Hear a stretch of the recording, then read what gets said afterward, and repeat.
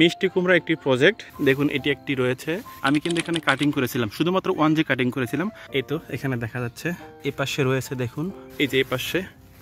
অধিক পরিমাণে মিষ্টি কুমড়া ফলানোর জন্য আসলে কি করবেন? দেখুন এটি হচ্ছে পুরুষ ফুল আমার হাতে যেটি, আর এটি হচ্ছে স্ত্রী ফুল। আসসালামু আলাইকুম সুপ্রিয় দর্শক, অ্যাগ্রো টিপস চ্যানেলের পক্ষ থেকে আপনাদের সবাইকে জানাই স্বাগত। আশা করি আপনারা সবাই অনেক ভালো আছেন। দেখুন এটি আমার হচ্ছে মিষ্টি কুমড়া একটি প্রজেক্ট। এখানে 25টি মাদায় প্রায় 100টি মিষ্টি কুমড়া চারা রোপণ করা রয়েছে।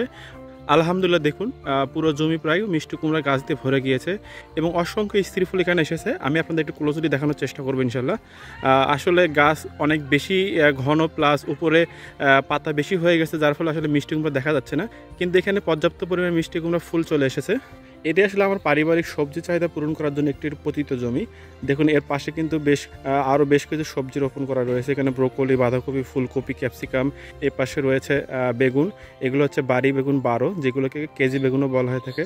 তার পাশেই রয়েছে পুঁই শাক, এর পাশে রয়েছে চাল কুমড়া। এর পাশে দেখুন আরও রয়েছে এদিকে হচ্ছে পেঁয়াজ এবং রসুন রয়েছে। তার পাশে রয়েছে মরিচ এবং তার পাশে রয়েছে হচ্ছে টমেটো চারা, এবং এ পাশে রয়েছে আরও বেশ রকম শাকসবজি রয়েছে। তো আসলে মূল ফোকাস আমার হচ্ছে এই মিষ্টি কুমড়া। আপনারা কীভাবে আসলে মিষ্টি কুমড়া চাষ করবেন, আমার ওভারভিউ দেখানো শেষ। আমি এবার আপনাদেরকে ক্লোজলি মিষ্টি কুমড়া দেখানোর চেষ্টা করব।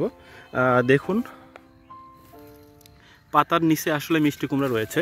দেখুন এটি একটি রয়েছে, আর সামনের দিকেও দেখুন। আমি একটু দেখানোর চেষ্টা করি। দেখুন পাতার নিচে ঠিক কিন্তু এক্স্যাক্টলি, আসলে উপর থেকে দেখানো যায় না, পাতা অনেক বেশি, যার ফলে আসলে মিষ্টি কুমড়ার নিচের দিকে।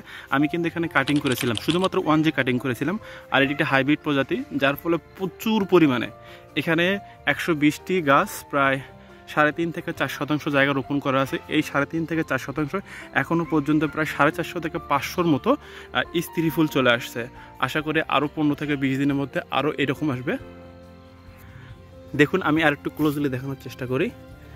এই যে এখানে একটি মিষ্টি কুমড়া রয়েছে, ভিতরের দিকে আরও রয়েছে, আপনারা দেখতে পাচ্ছেন কিনা আমি জানি না ঠিক।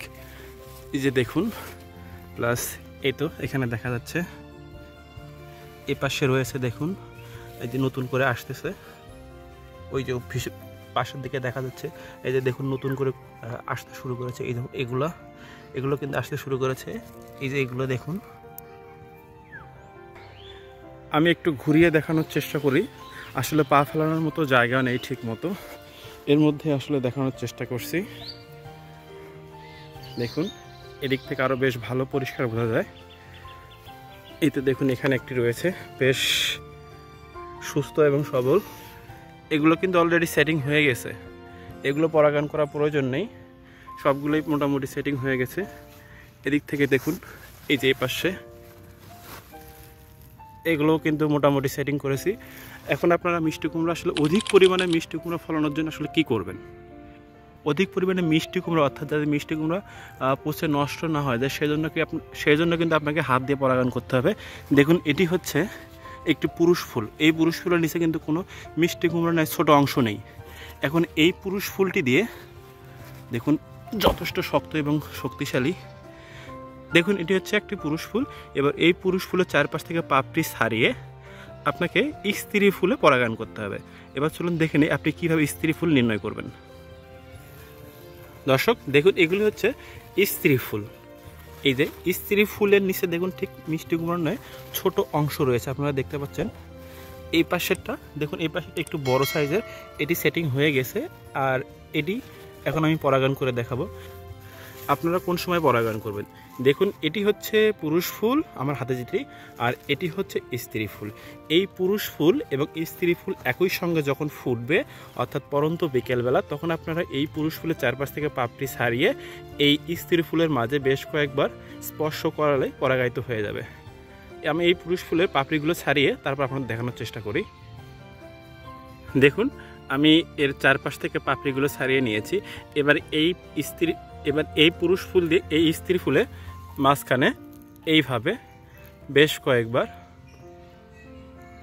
স্পর্শ করালেই এই স্ত্রী ফুলটি পরাগায়িত হয়ে যাবে, এবং এই পরাগায়িত স্ত্রী ফুলটি, অর্থাৎ এই ছোট্ট মিষ্টি কুমড়াটি 100% বড় মিষ্টি কুমড়ায় পরিণত হবে। মোটামুটি 20 থেকে 25 দিন হলেই দেখবেন এটি 3 থেকে 4 কেজি ওজনের ন্যায় হবে। কারণ আমার এই জমিতে যে জাতটি আমি রোপণ করেছি সেগুলোর এভারেজ সাইজ মোটামুটি 5.5 থেকে 6 কেজি ওজনের হয়ে থাকে।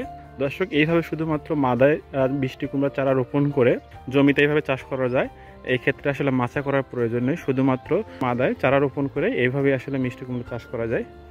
মিষ্টি কুমড়ার চাষ সম্পর্কিত যে কোনো তথ্য পেতে আপনারা চাইলে এই ভিডিওর নিচে কমেন্ট করে আমাকে জানাতে পারেন, অথবা এই ভিডিও ডেসক্রিপশন বক্সে গার্ডেন বিডি পেজের লিঙ্ক দেওয়া থাকবে, সেখানে চাইলে আপনারা আমাকে সরাসরি মেসেজ করে আমার সাথে কন্ট্যাক্ট করতে পারেন। ধন্যবাদ সবাইকে। আসসালামু আলাইকুম।